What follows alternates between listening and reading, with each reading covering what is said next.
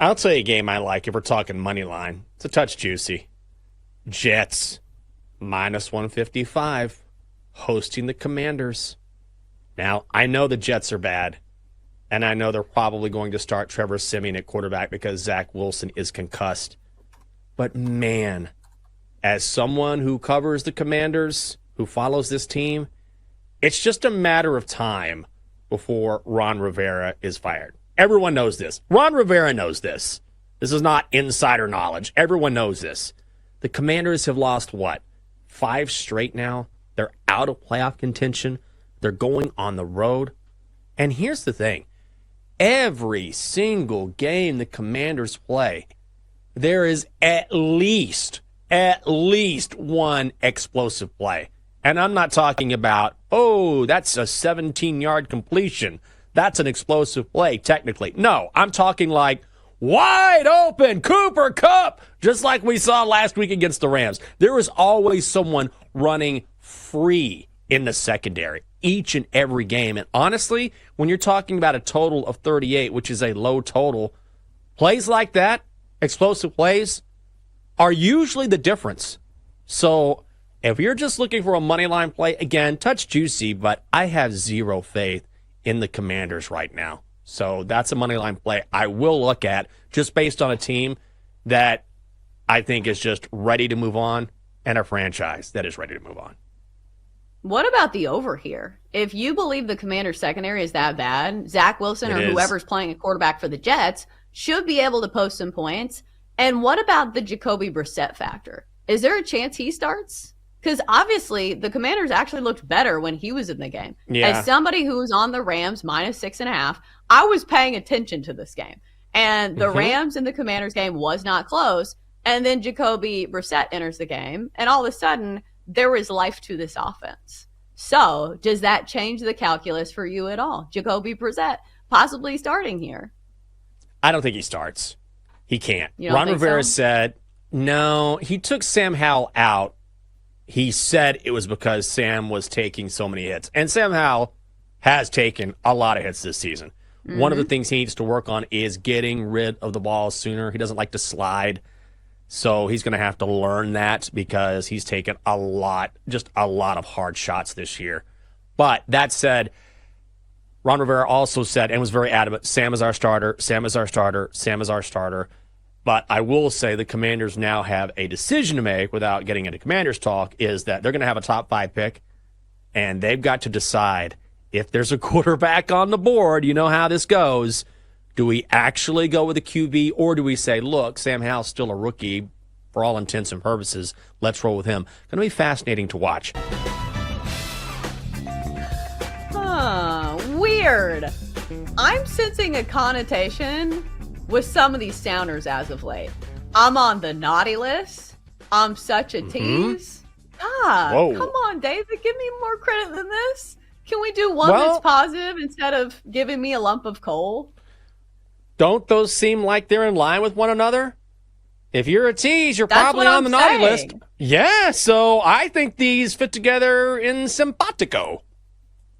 I'm not arguing that. I'm saying the picture that's being painted of my character is not one that I appreciate. But maybe you guys can forgive me if I give you a winning teaser. So let's do it. Let's get to my teaser teams on this Teaser Tuesday. We're going to start off with a big favorite and fading probably one of the worst teams in the NFL. The Bills are laying 11.5 on the road at the Chargers. We can get this down to 5.5. If you are new to teasers, it means you get 6 points in your favor, and you combine it with a few other teams to get some plus money on the card. So we'll go Bills -5.5 at the Chargers. Looks like the Bills are really trending in the right direction. I'm cool with laying under a touchdown with Buffalo. Next up, we're going to go to the Browns and the Texans. I'm taking the Browns plus 8.5 at the Texans.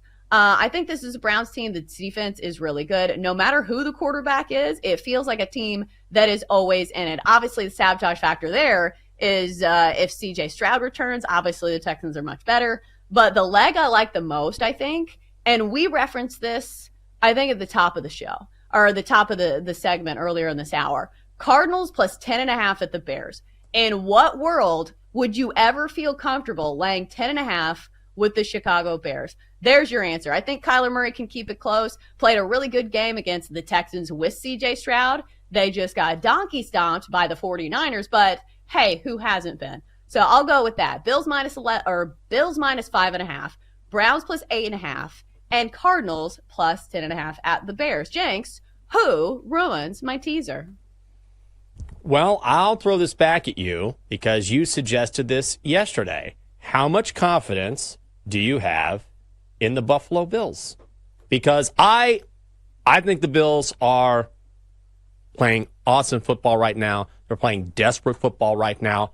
But they've only put together a couple wins. They have to go all the way out west against a Chargers team that has nothing to lose. And now Brandon Staley is out of the picture. So I'll turn it around to you. That's the only leg that makes me worry just a little bit. Even though I believe in Buffalo, of the three, that's the one that will concern me the most. Do you think all of these games are going to get somebody in trouble for watching too much football when they should be creating memories with their loved ones? Yes, probably you. You're the one with the family. Yeah. Talking about yourself. Do you think it's going to get someone in trouble? Yes, the person talking to me. Aren't you hosting family? Aren't you going to be making food or at least having some sort of Christmas feast? Am I wrong here? No, you're absolutely right, but I'm not going to get in trouble for it because these are my Christmas memories. My dad, my brother, and my uncles all watching the NBA while I am playing quietly in the corner with my My Little Ponies. Because my dad and brother really like basketball. They both played college basketball. So I've always had to do this. So it's pretty much the norm. And obviously that's like half of the people I'm having over is my dad and brother. I feel bad for my brother's new girlfriend, who I don't think likes any sports. Like that's a tough the problem. One.